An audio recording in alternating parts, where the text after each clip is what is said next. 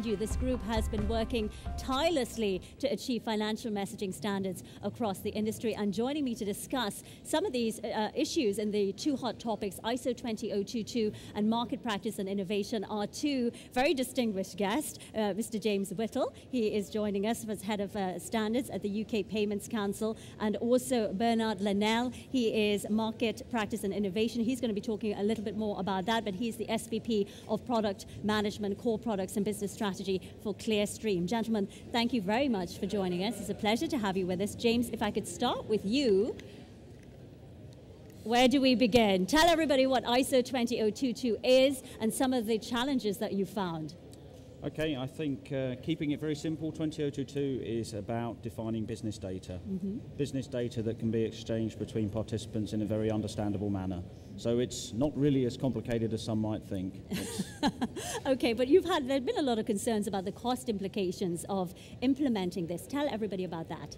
Sure, I think everybody realizes that moving to a new standard in any industry, particularly ours at this period in time, is a costly exercise, and there has to be clear benefits around that. One of the challenges in terms of realising those benefits is obviously that it scales across the whole industry, so not only in the centre but obviously the participants who are implementing it as well. And I think in terms of the UK, where we've seen possible benefits, is about efficiency and integrity at reduced cost. But that's not to say that defining the collaborative business case isn't difficult. It is. And I think one of the key drivers that we have found is indeed regulation is certainly driving us along. So how do you go about defining people specifically to clients what the business case is for ISO 20022? Specifically, the business case, as I say, is about efficiency, and it's about realising a greater efficiency between clients with their banks and also between banks in terms of exchanging information on behalf of those clients. So it's really about integrity and efficiency of those data exchanges. And of course, everybody looking to cut cost now, so your messages pay a little bit up front to cut costs later down the line? I think that's one way of putting it, yeah. I think another way of looking at it is to say, let's have a vision of where we want to go as an industry, and every time we make incremental change, let's make sure that we're moving in a common direction so that we can get to that end game vision of 20022 as a common standard across the industry. And Bernard, sitting there very patiently from Clearstream, your focus is really on market practice and innovation. Tell me a little bit about the key challenges, if you like, about achieving standardization across different countries. I mean, that must be very, very exciting and at the same time frustrating at times. Yes, well, I think we have to look at two different pieces. First, the standardization piece and also the market practice one.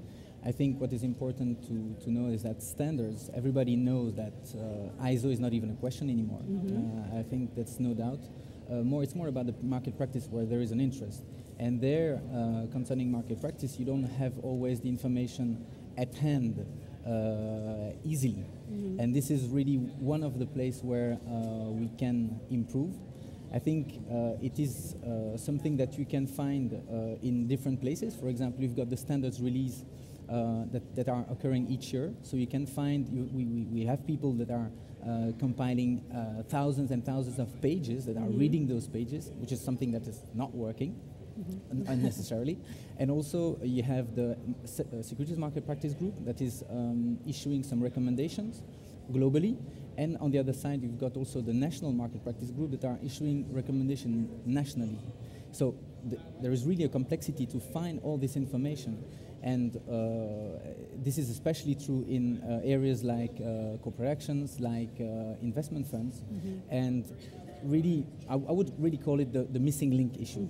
You've got all these things that financial institutions need to adhere to, but they're not necessarily linked. So one of the things that we really need at this stage is a repository of information where all those pieces are linked together.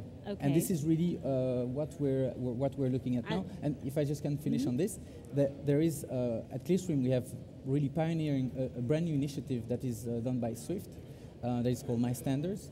And My Standards really, the purpose is really to put that into one big repository on the web, accessible to everybody, and we think that it's really going to be a game changer in the standards industry. We were talking a little bit about the cost implications as that being a key challenge, if you like, for when you get to have these discussions on the client side. You've been doing a lot of work in the coding area. Tell us about that. Yeah, indeed.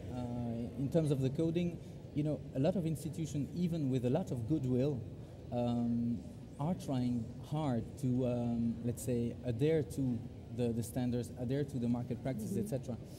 I think there is no doubt about the necessity. Necessity is about, let's say, first the aspect of managing the cost basis. Why? Because of diminishing of the manual work, because of the diminishing of the risk. So there is no doubt about it, but really the point is how can we also compare our standards, so each institution owns standards, with what is being recommended. And again, let's say the My Standards tool is something that could be useful for us to be able to compare this thing. One thing I would suggest is that on Wednesday we have a very nice, interesting session. Okay. And I would really suggest that people would come and listen up. Okay, that will be great. I just want to quickly ask you, we've got about 30 seconds left, James. What do you want people to take away from some of the work that you have been trying to do? They go back to their offices. What do you want them to do?